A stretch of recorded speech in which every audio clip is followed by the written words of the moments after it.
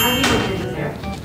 네, 안녕하세요. 저는 한국법무보호복지공단 대학생 서포터즈 부회장 백다윤. 안예림입니다. 학원 지역 사원을 알고 있나요? 네, 지금 저희가 하고 있는 거 아닌가요? 네, 그렇죠. 보호 대상자 자녀들이 학업을 잘 할 수 있도록 도와주는 제도잖아요. 내가 보호 대상자분의 자녀라면 어떨 것 같나요?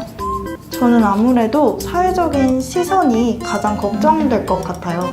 연자제라는 것은 현재는 없지만 아무래도 왠지 죄스러운 마음이 들고 사회에서 숨게 될 수도 있을 것 같습니다. 아까 말했던 사회의 부정적인 시선 때문에 교우 관계에도 어려움을 겪을 수 있을 것 같아요. 그리고 또 부모님이 필요한 시기에 부모님이 부재하는 그런 상황이잖아요. 그래서 아무래도 정서적인 결핍도 있고 또 아까 말씀드렸듯이 경제적인 결핍도 무시하지 못할 것 같아요.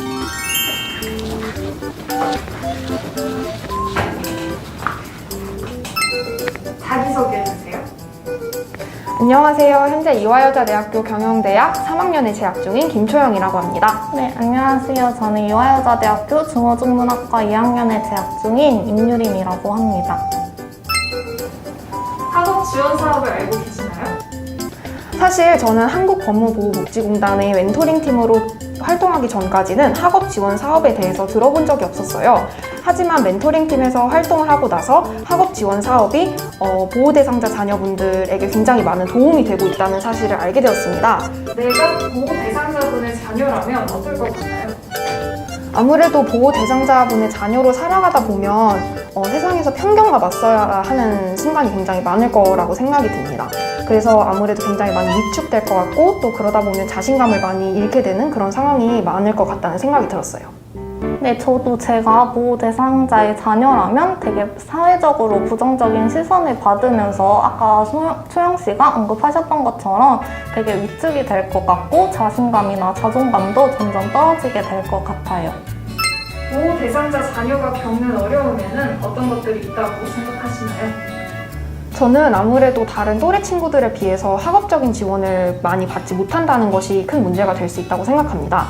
학업적인 지원을 받지 못하게 되면 학교 생활을 잘 쫓아가지 못하게 돼서 뒤처지게 되고 또 교우 관계에 문제가 생길 수 있고 여러 가지 문제들이 연관돼서 이렇게 발생할 수 있다고 생각이 들었어요. 네, 저도 방금 언급했던 것처럼 주변의 부정적인 시선들이 가장 큰 어려움으로 아이들에게 다가갈 것 같고요. 또한 아이들의 경우에는 왕따와 같은 학교 폭력들도 충분히 발생할 수 있을 것 같다고 생각합니다.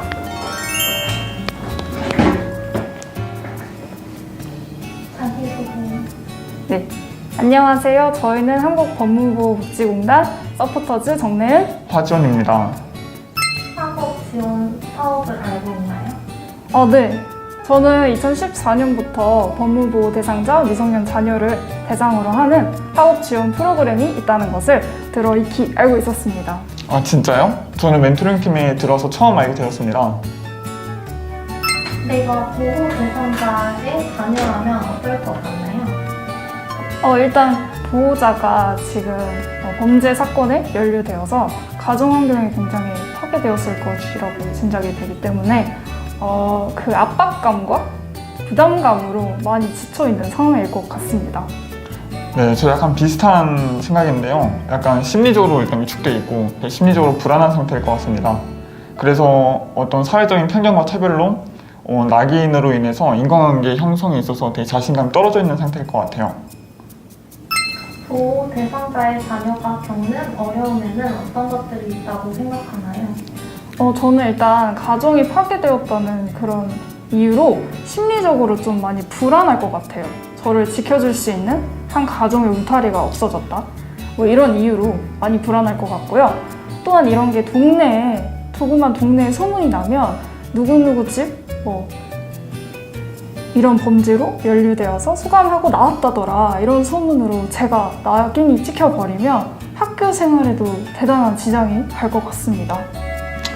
그리고 또 경제적인 것도 빼놓을 수 없을 것 같아요. 그렇죠. 왜냐면 이제 부모님이 이제 수용자, 즉 수용시설로 들어가게 되면 이제 모든 경제 활동이 중단 또는 제한되는 거기 때문에 아마 청소년으로서 아마 경제적인 부담감이 되게 클 거라고 생각이 듭니다.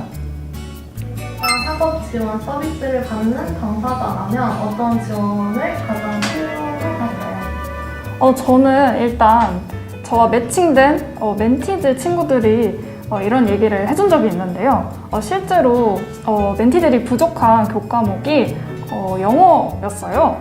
근데 제가 주력 과목이 영어이다 보니까 영어를 가르치게 되었는데 이 멘토링 프로그램이 굉장히 학습에 굉장히 도움이 됐다고 말을 한 적이 있습니다. 그래서 저는 대학생 학우들의 멘토 프로그램이 굉장히 지원이 잘 된다면 가장 도움이 될 것 같다고 생각합니다.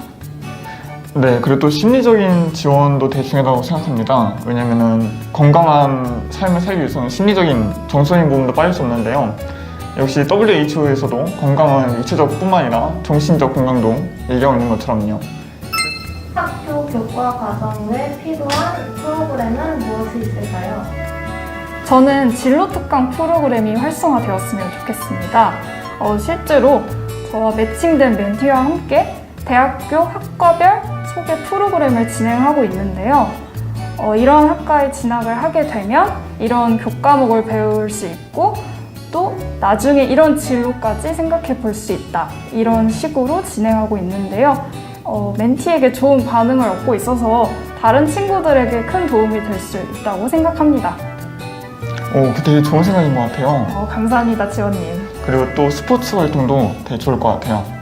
우리 멘토링 팀을 꾸렸듯이 우리 스포츠 팀도 따로 꾸려서 법무부 대상자 자녀들과 함께 스포츠 활동하면 좋을 것 같아요. 야구, 배구, 축구 이런 거요. 저 배구 좋아하는데. 아 진짜요? 네. 배구 잘하세요?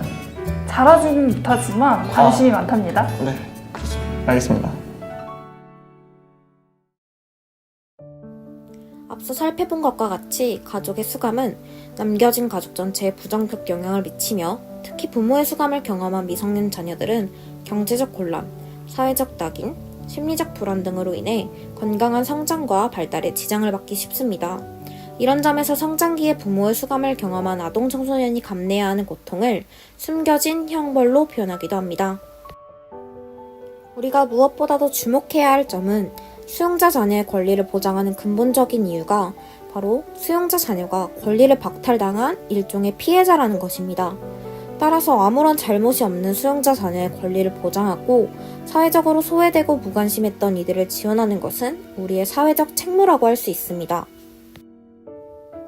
수용자 가족 및 자녀를 지원하는 것은 수용자 출소 후 원만한 사회복귀의 가능성을 높여 재범을 억제한다는 점에서 공공안전 보장의 의미를 가지는 한편 수용자 자녀 지원을 통해 부모 수감의 충격을 최소화하고 무사히 성장할 수 있는 환경을 보장해준다는 점에서 아동 청소년 권리 보장의 함이 역시 지니고 있다고 할 수 있습니다.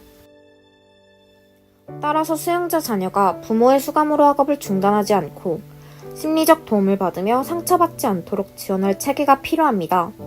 뿐만 아니라 수용자 자녀 가정에게 다양한 도움을 요청할 수 있다는 정보를 제공해주고 공직 체계에서는 사례 발굴과 연계를 마련할 수 있는 감수성이 필요합니다.